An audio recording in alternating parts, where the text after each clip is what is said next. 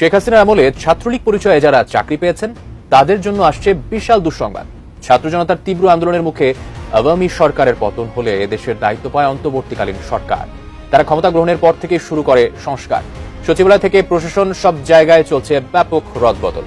এমন পরিস্থিতিতে বিসিএস এর ছাত্রলীগ ক্যাডার খুঁজতে নতুন কৌশল নিয়েছে অন্তর্বর্তী সরকার। কি সেই কৌশল? তবে কি চাকরি হারাতে যাচ্ছেন শত শত ক্যাডার? জানাচ্ছেন সহকর্মী এসআই রাজ।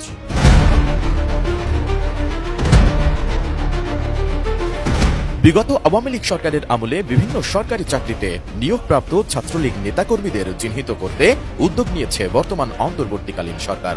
ছাত্রলীগ ক্যাডার খুঁজতে শেষ 4টি বিসিএস এর পুরো প্রক্রিয়া পর্যালোচনার সিদ্ধান্ত নিয়েছে তারা। বিশেষ করে রাজনৈতিক বিবেচনায় কাউকে লিখিত বা মৌখিক পরীক্ষায় কোনো বিশেষ সুবিধা দেওয়া হয়েছে কিনা তা খতিয়ে দেখার দায়িত্ব দেওয়া হয়েছে সরকারি কর্ম কমিশন পিএসসিকেই। এরই মধ্যে কাজও শুরু করেছে পিএসসি। নতুন করে তথ্য যাচাইয়ের খবরে উৎকণ্ঠায় আছেন 43তম বিসিএস টপকে যাওয়া 2064 প্রার্থী। সবশেষ